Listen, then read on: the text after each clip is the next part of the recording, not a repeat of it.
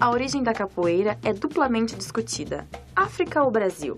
Dá-se o nome de capoeira a um jogo de destreza que tem suas origens remotas em Angola. Era antes uma forma de luta muito valiosa na defesa da liberdade de fato ou de direito do negro liberto. Mas tanto a repressão policial quanto as novas condições sociais fizeram com que há cerca de 50 anos se tornasse finalmente um jogo. Foi durante a escravidão que o jogo de Angola começou a crescer e chegou à maioridade no Brasil. Pesquisadores, historiadores e africanistas ainda buscam respostas para a seguinte questão: a capoeira é uma invenção africana ou brasileira?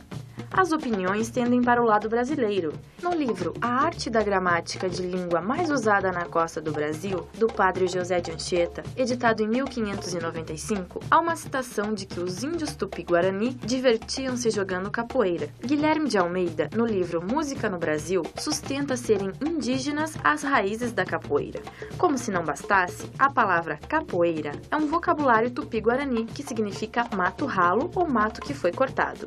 O professor austríaco Gerard Kubb, antropólogo e membro da Associação Mundial de Folclore e profundo conhecedor de assuntos africanos, diz estranhar que o brasileiro chame a capoeira de Angola, quando ali não existe nada semelhante. Brasil Gerson, historiador das ruas do Rio de Janeiro, acha que o jogo nasceu no mercado, quando os escravos chegavam com um cesto, capoeira, de aves na cabeça, e até serem atendidos, ficavam brincando de lutar, surgindo daí a verdadeira capoeira. Por fim, Câmara Cascudo afirma ter sido trazido pelos Bento-Congo angolenses que praticavam danças litúrgicas ao som de instrumentos de percussão, transformando-se em lutas aqui no Brasil, devido à necessidade de defesa destes negros.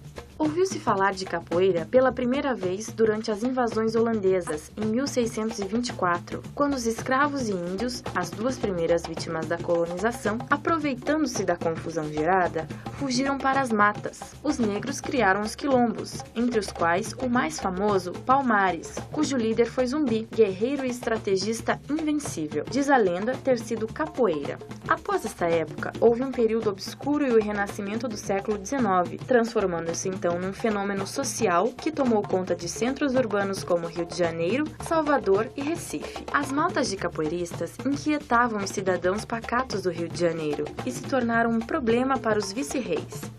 A literatura de Machado de Assis e a arte de Debré registravam a presença da capoeira nos costumes da época. Os capoeiristas viviam em maltas, verdadeiros bandos que recebiam apelidos como guaiamuns ou nagôs. As maltas tiveram participação ativa em fatos históricos como a Revolta dos Mercenários, soldados estrangeiros contratados para a Guerra do Paraguai se rebelaram e foram rechaçados pelos capoeiristas. Nas escaramuchas entre os monarquistas e republicanos e até na proclamação da República.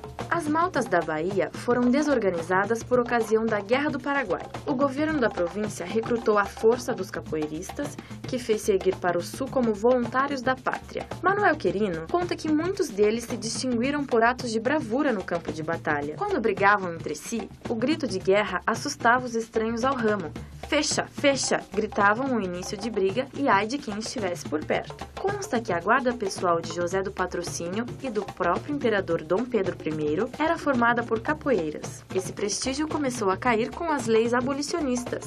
Sem aptidão de qualquer espécie, uma massa humana disputava mercados de trabalho inexistentes. O jogo corporificou-se com a instituição perniciosa e sua extinção passou a ser palavra de ordem. As maltas converteram-se em grupos poderosos de proteção a negócios escusos e a audácia culminou com o Decreto de Lei 487, decretado pelo Marechal Deodoro da Fonseca em 1890. A partir do dia 11 de outubro, todo capoeirista pego em flagrante seria desterrado para a ilha de Fernando de Noronha por um período de 6 meses. Ainda assim, a capoeira mostrou sua força. Ao ser detido um de seus mais temíveis praticantes, o nobre português José Elísio dos Reis, Juca Reis, preso por Sampaio Ferraz, o governo republicano sofreu sua primeira crise ministerial. Juca Reis era nada menos do que irmão do conde de Matozinhos, dono do jornal O País, o mais ferrenho defensor da causa republicana. Nas páginas do jornal, Quintino Bocaiúva defendeu com unhas e dentes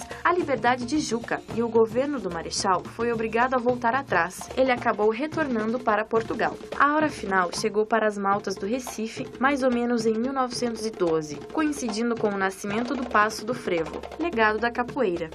Mestre Bimba é considerado o pai da capoeira moderna, não só por ter atuado decisivamente na liberação, mas também por ter sido o primeiro a dar-lhe uma didática e ensinar em recinto fechado. Criou o estilo regional. O estilo Angola teve em Vicente Ferreira Pastinha seu mais digno representante. Hoje, a capoeira não é mais privilégio da Bahia ou do Rio de Janeiro, tendo se espalhado por todo o Brasil com grande aceitação. Tornou-se um esporte de competição, segundo a resolução do Conselho Nacional de Desportos em 1972, e é também praticada em mais de 140 países.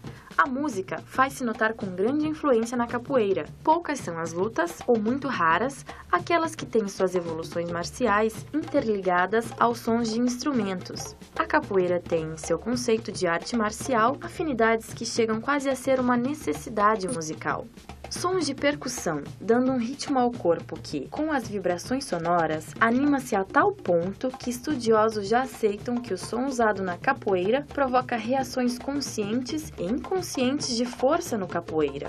O capoeira entrega seu corpo e mente àquele som, com grande interpretação psicológica e expressão corporal. Juntos, os dois conseguem na capoeira um resultado fascinante, onde a musicalidade é parte fundamental no conjunto da luta. A música traz a uma roda de capoeira muita força psicológica, uma união de todos aqueles que dela participam.